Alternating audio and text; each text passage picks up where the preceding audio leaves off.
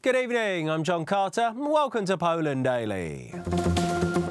Today, the Prime Minister of Poland, Mateusz Morawiecki, presented the details of a new plan announced earlier on by the leader of the Law and Justice Party, Jarosław Kaczyński.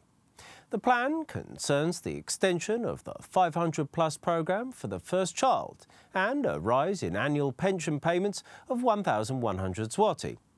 Personal income tax will be decreased from 18 to 17%, and the previously discontinued bus connections to smaller cities will also be reactivated. Today, the government presented a roadmap of Kaczyński's 5 campaign promises announced 2 weeks ago at the Law and Justice Party's convention. The first thing the government wants to implement is the reactivation of the bus connections to smaller cities. The first bus lines will start to function in April and May. The so-called 13 pension in the amount of 1,100 zlotys will come into force on May 1st. The first 500-plus program for every child will start in July. The personal income tax for people up to the age of 26 will be decreased. When a person turns 26, the personal income tax will be decreased by 1%. The Law and Justice Party government has been decreasing taxes for a few years now. The Prime Minister presented the financial sources for the new 5 campaign promises. A reduction of the widely understood grey economy, a cashless fuel package, the export of refunded medicines, the amount of VAT, it already amounts to 60 billion zlotys. The Civic Platform supports the 500-plus program and the 13th pension, but thinks other points of the program are just there to cover for the ruling party's problems. It's easy to see that it's all happening because of Kaczyński's taped conversation scandal. Despite the Prime Minister's assertions about the financial sources for the Law and Justice Party's 5 campaign promises, accusations about the lack of the money in the state budget have appeared. Kaczyński's 5 campaign promises will cost 40 billion zlotys. The most money will go towards the 500-plus program and the 13th pension program.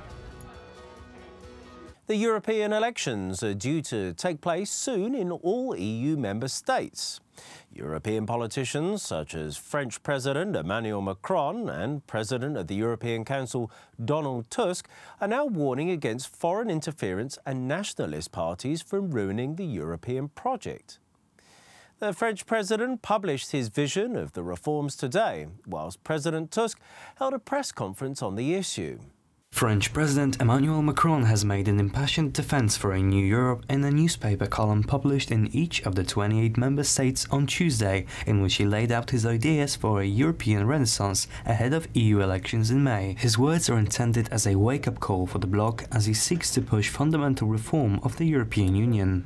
Proposals include creating a European agency to protect democracies, which would provide experts to safeguard elections from manipulation. Macron also suggested reviewing the Schengen system and creating a common border police and European Asylum Office. European Council President Donald Tusk called on voters across the continent to reject anti-European parties. There are external anti-European forces which are seeking, openly or secretly, to influence the democratic choices of Europeans, as was the case with Brexit and a number of election campaigns across Europe.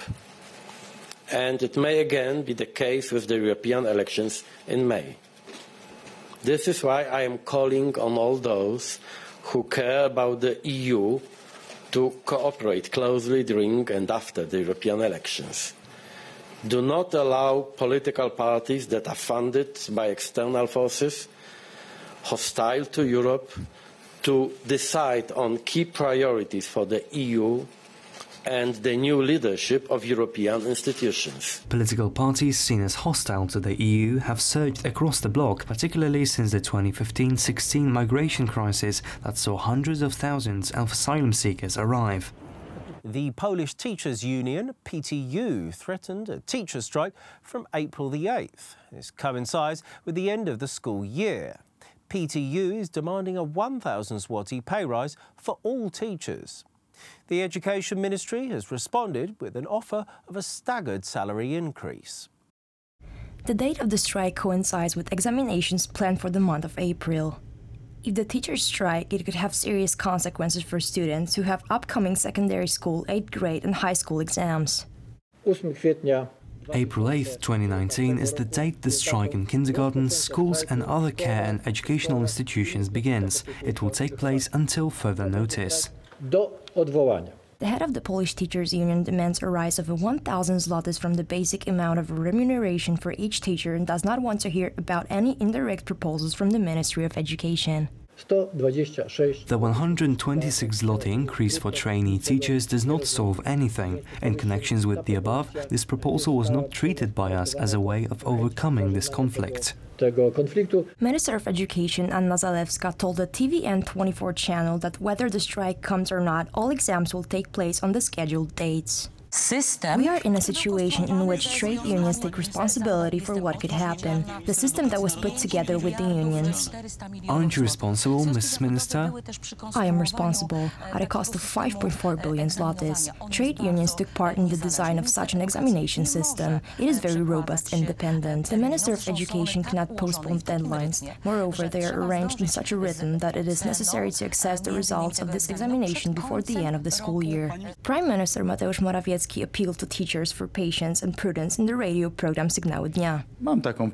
I have this request for teachers to really give us an opportunity and wait for the next raise, and then for the next one at the beginning of the next year. There are not many groups that will get 3 or 4 increases over such a short period of time. The Teachers Union referendum asking teachers whether to strike or not is due to end on March 25th. The Solidarity Union is also considering a protest.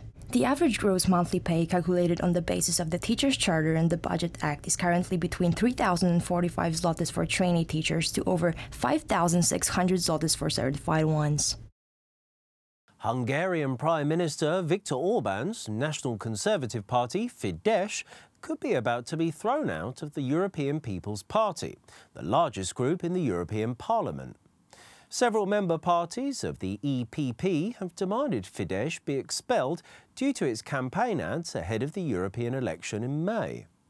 The ads claim that the liberal philanthropist billionaire George Soros and the President of the European Commission, Jean-Claude Juncker, are working towards transforming Europe and Hungary through non-European mass immigration. The number of EPP members voicing their support for a vote on Fidesz having to leave the party group is growing by the day. A vote in the matter is expected either on March 20th or April 8th. In the latest ad campaign by Fidesz, Hungarians can read posters with the text "Brussels would give even more money to organizations supporting migration. They would help immigrants with bank cards filled with money, and they also want to introduce obligatory immigration quotas." The Commission has unambiguous about our opinion of the Hungarian government campaigns that distort the truth and seek to paint a dark picture of a secret plot to drive more migration to Europe, allegedly. A representative of the Hungarian government argues that the European Commission must be able to face some criticism.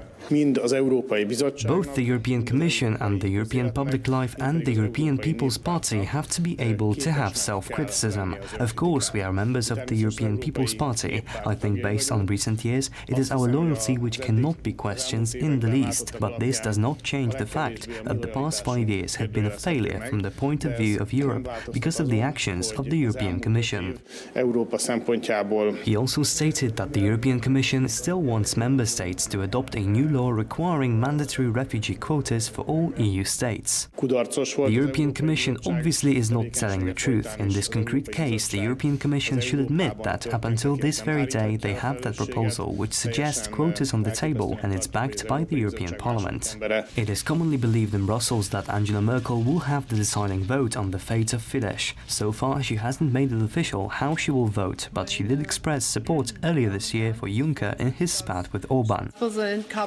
All I can say at this point is that Jean-Claude Juncker has my full solidarity and that he will make this clear in our discussions with Hungary. If Fidesz will be forced to leave, it's quite possible that a new party group containing it, the Polish ruling Law and Justice Party and Matteo Salvini's Italian Lega Party, will be formed and have enough votes to block reforms proposed by the European Commission. The European elections will take place in the end of May.